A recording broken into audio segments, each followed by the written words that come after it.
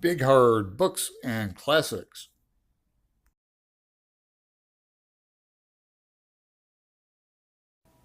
with your host,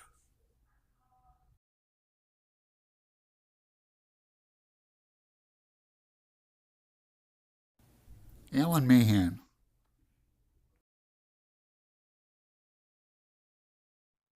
Good morning, BookTube. Alan Mahan here. And continuing with Dubliners, I'm going to read An Encounter. And I don't literally expect everyone to read along with me. You can, of course. I guess what I mean, if you do read along with me, read with your own copy and not with what I'm putting up on the screen, because I'm just doing that for background, so you don't have to look at me reading the entire time. I just want to give some background to the story. Hello, me again. I just wanted to add that the part, I think it's on page 11, where the kids are being called swaddlers. They thought the kids calling that were thinking they were Protestants. The boys are Catholics. They think that they're Protestants because Mahoney has a cricket pin, I think on his lapel or somewhere, a cricket pin, which is English, signifies England. If it was Ireland, it would be a hurling stick, because hurling is indigenous to Ireland, so they're a national sport. Just wanted to add that. Thank you. To the story, An Encounter. I'll start off with the American frontier. When I was in Ireland in the 90s, they still thought of America as almost cowboys and Indians. Like, we all had horses, especially when they heard I was from Arizona, living in Arizona. They said, well, how many horses do you have? They were just really interested in that, because back then they were still watching TV shows like Rifleman and Little House on the Prairie and things like that were really old repeats. Let's see, Gnomon, Gnomon. I wanted to reiterate that in the story, The Sisters, it's a literary technique where things are made implicit rather than explicit. Like, a gnomon is the thing in a sundial, and that one shadow gives a lot of information. Central to the movement of the story is the boys' disappointment by their adventure. Mahoney says it would be, that's on 12, right when he's going to, Mahoney said it would be right skit to run away to sea on one of those big ships. And even I, looking at the high mast, saw or imagined the geography of which the scantily goes, blah, blah, blah. So, at page 10, the narrator says, but real adventures, I reflected, do not happen to people who remain at home. They must be sought abroad. That's a continuing theme throughout Dublin. Finally, I wanted to mention solipsism. Actually, I have a lot of notes on this story. Solipsism, where you're yourself alone. It's ego-driven to the extreme. Goes back to it goes back to the fall, the guilt, original sin. We're just guilty in and of ourselves. The idea that each individual is hopelessly trapped in his or herself, closed in upon himself, shy and guilty, going back to original sin. There's no reality beyond the self, self-conscious and afraid and alone in the self. Page 14. Just when he's avoiding eye contact, the old pervert is going on about. There's nothing you like, he said, so much as looking at a nice young girl, at her nice white hands and her beautiful soft hair. And then the last sentence of that, we're back to the narrator in that paragraph. I continued to gaze toward the foot of the slope, listening to him. It's a fairly short story and a fast-paced one. It's a lot of information is stuck in here. Joyce's Dublin is perpetually dark. There's no streams of sunlight or cheery landscapes or any brightness that illuminate the story. So, without further ado, I'll get right into it. An encounter. It was Joe Dillon who introduced the Wild West to us. He had a little library made up of odd numbers of the Union Jack, Pluck, and the Halfpenny Marvel. Every evening after school, we met in his back garden and arranged Indian battles. He and his fat young brother Leo, the idler, held the loft of the stable while he tried to carry it by storm. Or we fought a pitched battle on the grass. But however we fought, we never won siege or battle, and all our bouts ended with Joe Dillon's war dance of victory. His parents went to 8 o'clock Mass every morning in Gardiner Street, and the peaceful odor of Mrs. Dillon was prevalent in the hall of the house. But he played too fiercely for us who were younger and more timid. He looked like some kind of an Indian when he capered round the garden, an old tea cozy on his head, beating a tin with his fist and yelling, "Ha! Haka, haka, haka." Everyone was incredulous when it was reported that he had a vocation for the priesthood. Nevertheless, it was true.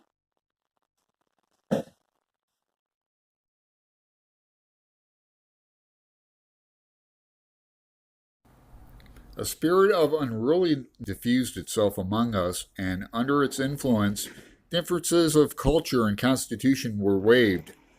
We banded ourselves together, some boldly, some in jest, and some almost in fear. And of the number of these latter, the reluctant Indians who were afraid to seem studious or lacking in robustness, I was one. The adventures related to the literature of the Wild West were remote from my nature, but at least they opened doors of escape. I liked better some American detective stories, which were traversed from time to time by unkempt, fierce, and beautiful girls. Though there was nothing wrong in these stories, and though their intention was sometimes literary, they were circulated secretly at school. One day, when Father Butler was hearing the 4 pages of Roman history, clumsy Leo Dillon was discovered with a copy of the Halfpenny Marvel. This page or this page? This page? Now, Dillon, up. Hardly had the day... Go on, what day? Hardly had the day dawned. Have you studied it? What have you there in your pocket? Everyone's heart palpitated as Leo Dillon handed up the paper, and everyone assumed an innocent face. Father Butler turned over the pages, frowning. What is this rubbish? He said. The Apache chief? Is this what you read instead of studying your Roman history? Let me not find any more of this wretched stuff in this college. The man who wrote it, I suppose, was some wretched scribbler that writes these things for a drink. I'm surprised at boys like you, educated, reading such stuff.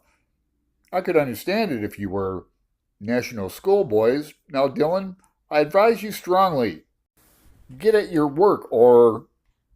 This rebuke during the sober hours of school paled much of the glory of the Wild West for me, and the confused, puffy face of Leo Dillon awakened one of my conscience. But when the restraining influence of the school was at a distance, I began to hunger again for wild sensations, for the escape. which those chronicles of disorder alone seemed to offer me. The mimic warfare of the evening became at last a wearisome to me as a routine of school in the morning because I wanted real adventures to happen to myself. But real adventures, I reflected, do not happen to people who remain at home. They must be sought abroad. The summer holidays were near at hand when I made up my mind to break out of the weariness of school life for one day at least. With Leo Dillon and a boy named Mahoney, I planned a day's mission. Each of us saved up sixpence. We were to meet at 10 in the morning on the canal bridge. Mahoney's big sister was to write an excuse for him, and Leo Dillon was to tell his brother to say he was sick. We arranged to go along the wharf road until we came to the ships, then to cross the ferry boat and walk out to see the pigeon house. Leo Dillon was afraid we might meet Father Butler or somebody out of the college. But Mahoney asked very sensibly, what would Father Butler be doing at the pigeon house? We were reassured, and I brought the first stage of the plot to an end by collecting sixpence from the other two, at the same time showing them my own sixpence. When we were making the last arrangements on the eve, we were all vaguely excited. We shook hands, laughing, and Mahoney said, "Till tomorrow, mates." That night I slept badly. In the morning I was first comer to the bridge as I lived nearest. I hid my books in the long grass near the ash pit at the end of the garden where nobody ever came, and hurried along the canal bank. It was a mild sunny morning, and the first week of June. I sat up on the coping of the bridge, admiring my frail canvas shoes, which I had diligently pipe clayed overnight, and watching the docile horses pulling the tramload of business people up the hill. All the branches of the tall trees were gay with little light green leaves, and the sunlight slanted through them onto the water. The granite stone of the bridge was beginning to be warm, and I began to pat it with my hands in time to an air in my head. I was very happy. When I had been sitting there for 5 or 10 minutes, I saw Mahoney's gray suit approaching. He came up the hill, smiling, and clambered up beside me on the bridge. While we were waiting, he brought out the catapult, which bulged from his inner pocket, and explained some improvements which he had made in it. I asked him why he had brought it, and he told me that he had brought it to have some gas with the birds. Mahoney used slang freely, and spoke of Father Butler as Bunsen burner. We waited for a quarter of an hour more, but still there was no sign of Leo Dillon. Mahoney at last jumped down and said, "Come along. I knew Fatty'd funk it." "And his sixpence?" I said. "That's forfeit," said Mahoney. "And so much the better for us. A bob and a tanner instead of a bob." We walked along the North Strand Road till we came to the Vitriol Works, and then turned to the right along the Wharf Road. Mahoney began to play the Indian as soon as we were out of public sight. He chased a crowd of rag girls, banishing his unloaded catapult, and when two rag boys began, out of chivalry, to fling stones at us,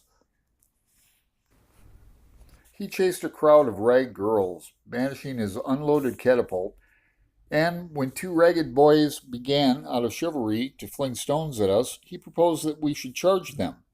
I objected that the boys were too small, and so we walked on, the rag troop screaming after us, "Swaddlers! Swaddlers!" thinking that we were Protestants, because Mahoney, who was dark complexioned, wore a silver badge of a cricket club in his cap. When we came to the smoothing iron, we arranged a siege. But it was a failure because you must have at least three. We revenged ourselves on Leo Dillon by saying what a funk he was and guessing how many he would get at 3 o'clock from Mr. Ryan. We came then near the river. We spent a long time walking about the noisy streets flanked by high stone walls, watching the working of cranes and engines and often being shouted at for our immobility by the drivers of groaning carts. It was noon when we reached the quays, and as all the laborers seemed to be eating their lunches, we bought two big currant buns and sat down to eat them on some metal piping beside the river.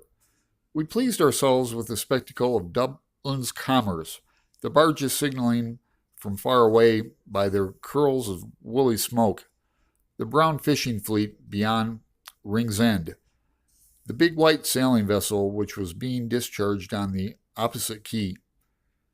Mahoney said it would be right skit to run away to sea on one of those big ships, and even I, looking at the high mast, saw or imagined the geography which he had been scantily dosed to me at school, gradually taking substance under my eyes.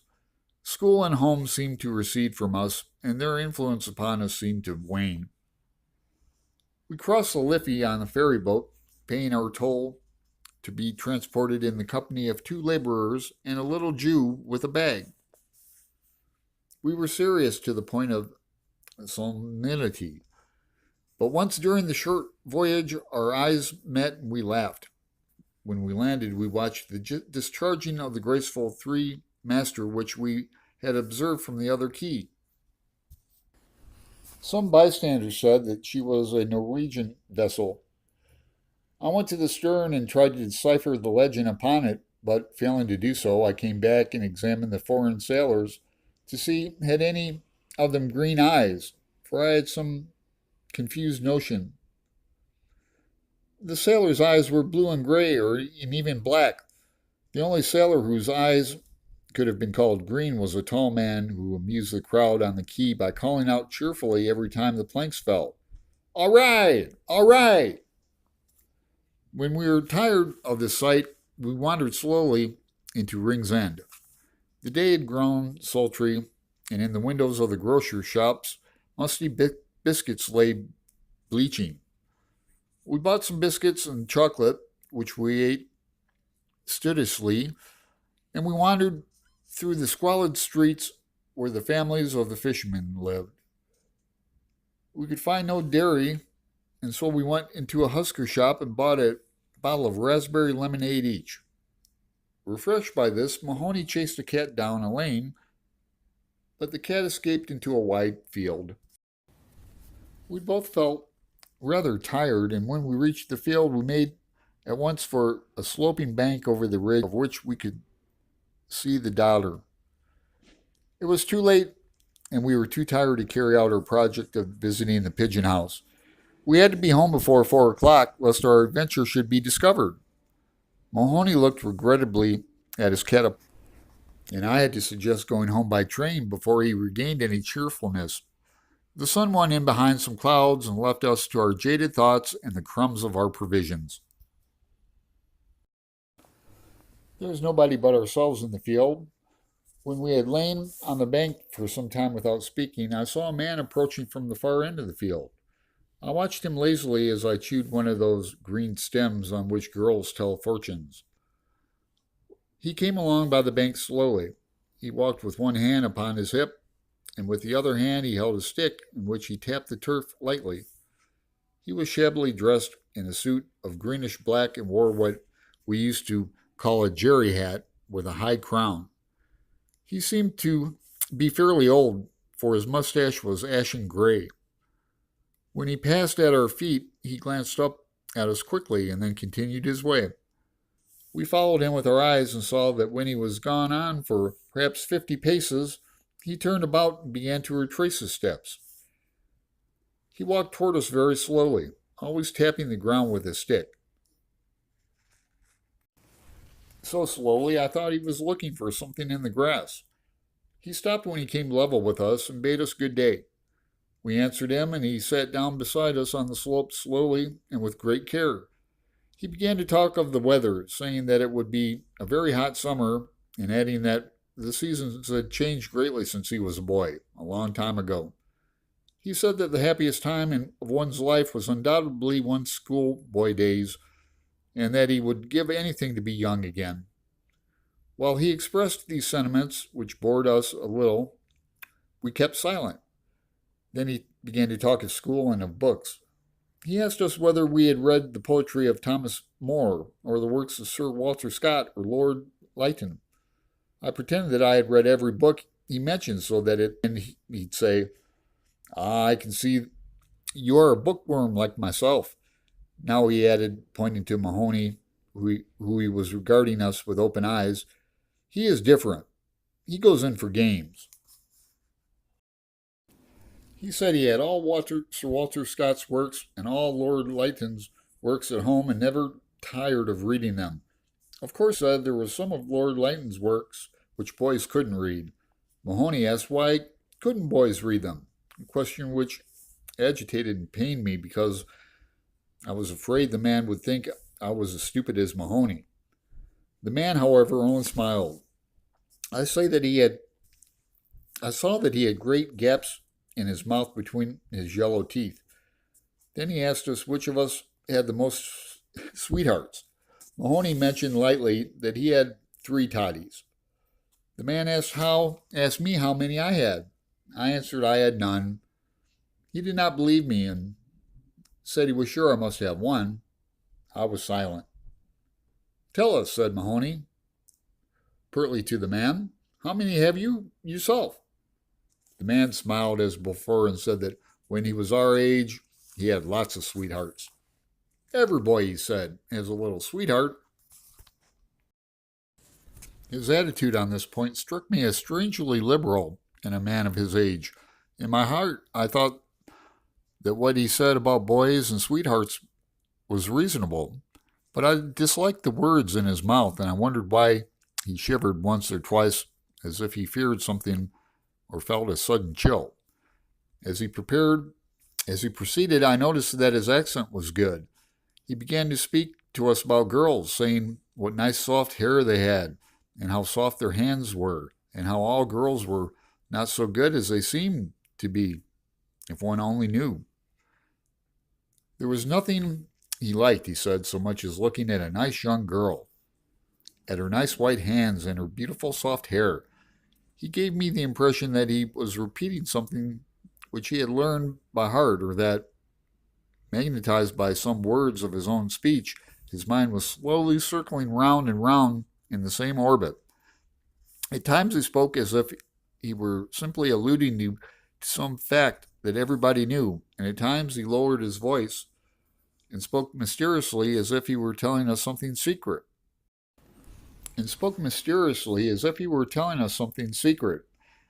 Which he did not wish others to overhear.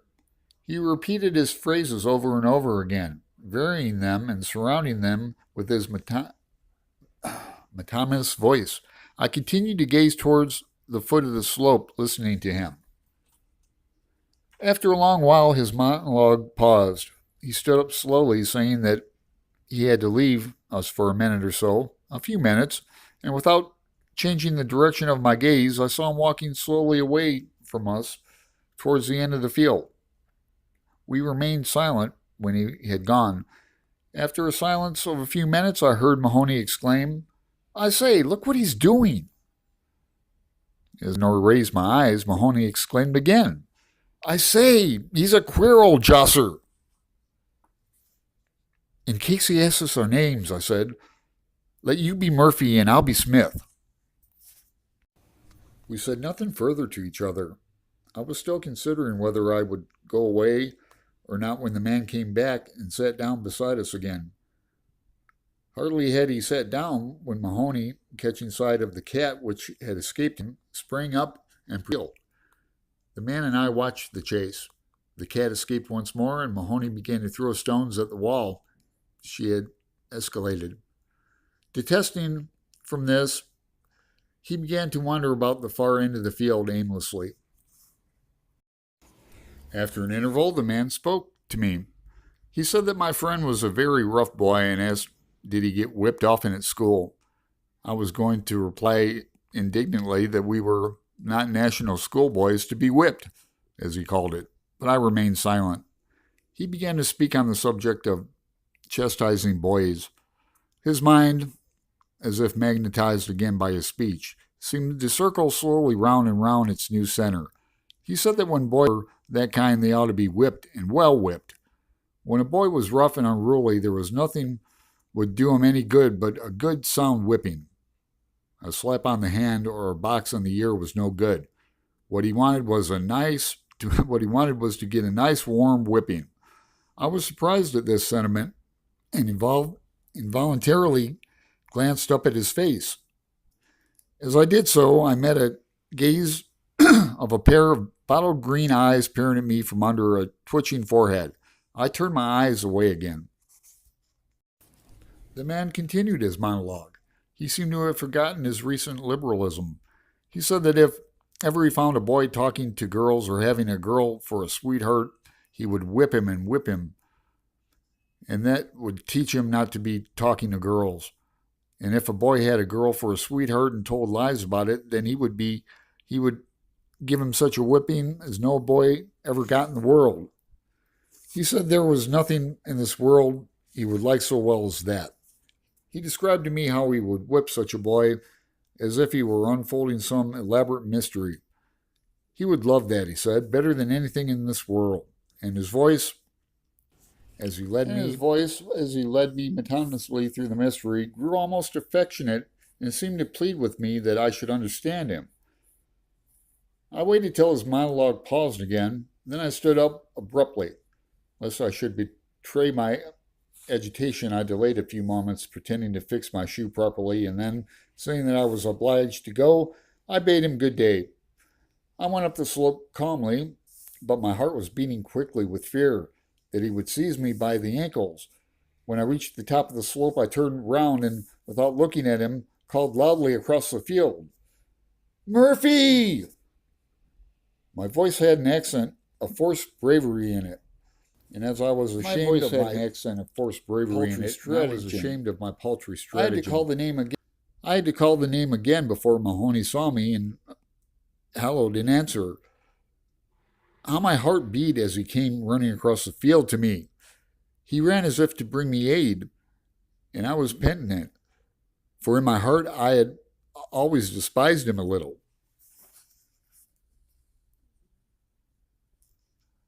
James Joyce, An Encounter.